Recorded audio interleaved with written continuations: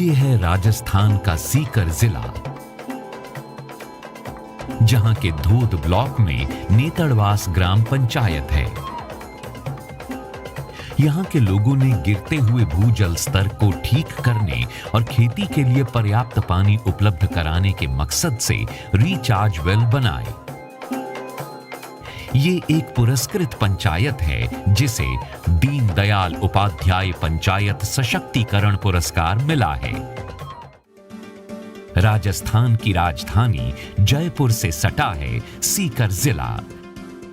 इस जिले के धोद ब्लॉक में नेतड़वास ग्राम पंचायत है।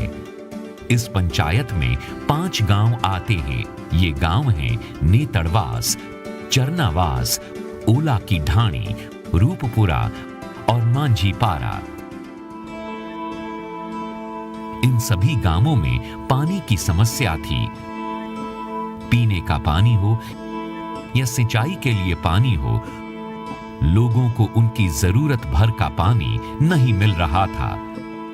गांव के कुएं तालाब भी सूख रहे थे और भूजल स्तर भी लगातार कम हो रहा था।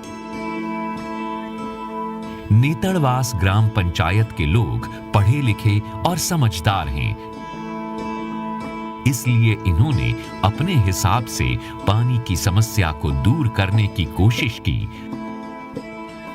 जल संरक्षण के लिए छोटी छोटी संरचनाएं भी बनाई गईं, लेकिन ये काफी नहीं था। इनसे थोड़े समय के लिए तो मुश्किल हल होती, लेकिन समस्या जस की तस बनी रहती। तो ऐसे में गांव के लोगों ने इसका ठोस हल निकालने की ठानी, जिसका एक सहज उदाहरण हम आपको दिखाने जा रहे हैं। ग्राम सभा की बैठक में गांव वालों ने अपनी समस्याएं रखी। आप भी सुनिए। सरपंच साहब जी, पानी की बहुत समस्या है। गाँव जातियां मरे तो पानी की समस्या दूर हटाओ। पानी की बहुत समस्या है। महिलाओं को पानी के लिए दूर दूर जाना पड़ता है, इसलिए कोई ना कोई व्यवस्था की जाए। ट्यूबवेलों में पानी कम हो रहा है, सिंचाई नहीं हो रही है, फसल जल रही है। पानी ये पुराने कुएं हैं, इनकी सुधारने की व्यवस्था की जाए, जो पानी की समस्या हटाओ सी। पानी की बढ़ती जरूरत और तेजी से गिरते हुए जल स्तर को रोकने के लिए कई तरह के उपाय सुझाए गए। गांव के सरपंच ने सभी की बात ध्यान से सुनी और सरकारी सहयोग के लिए ब्लॉक डेवलपमेंट अफसर से मिलना तय हुआ। इस मुलाकात में उन योजनाओं पर चर्चा हुई जो खास तौर पर पानी की ऐसी समस्याएं दूर करने के लिए शुरू की गई थी। लंबे विचार विमर्श के बाद ब्लॉक डेवलपमेंट अफसर ने विकास कार्य की रूपरेखा तैयार की। ये रूपरेखा थी रिचार्ज वेल बनाने की। इसे गांव के लोगों के साथ साझा किया गया और गांव वालों ने अपना पूरा सहयोग देने की बात कही।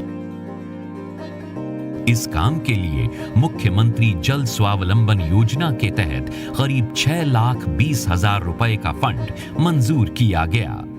सरकार के द्वारा काफी अभियान चलाए जा रहे हैं, योजनाएं भी है।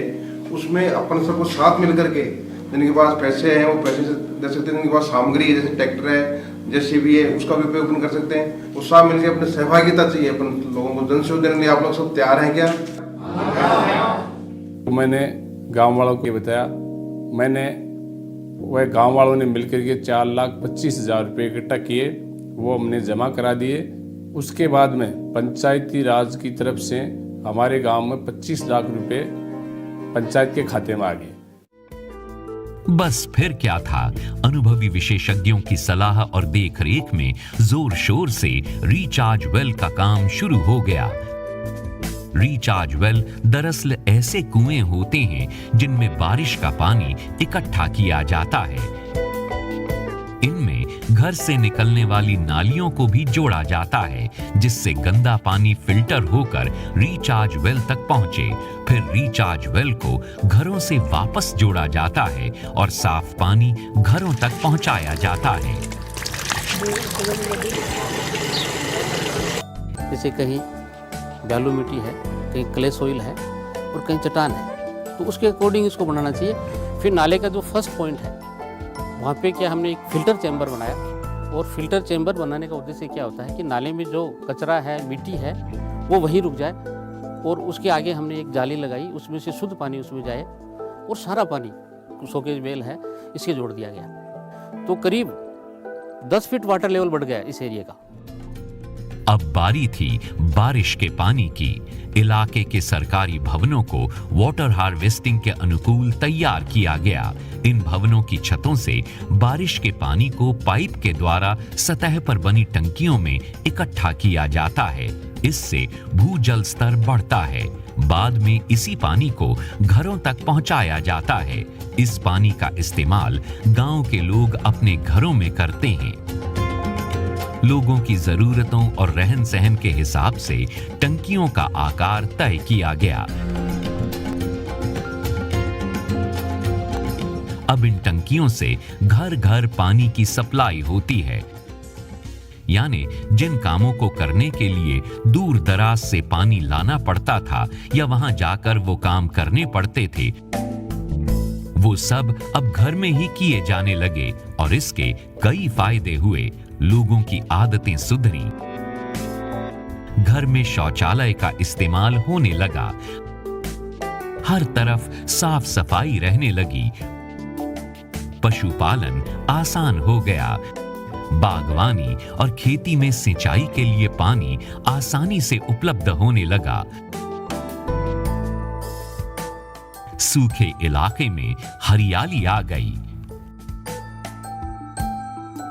स्तर करीब 8 से 10% ऊपर आ गया है। करीब 13,000 हेक्टेयर की कृषि योग्य भूमि पर आधुनिक तकनीकों के जरिए फसलों की सिंचाई हो रही है। गांव के 14,000 परिवारों के लिए गर्मी में भी पर्याप्त पानी उपलब्ध होता है। ये एक मिसाल है जिससे आसपास की और दूर दराज की ग्राम पंचायतें सीख ले सकती हैं।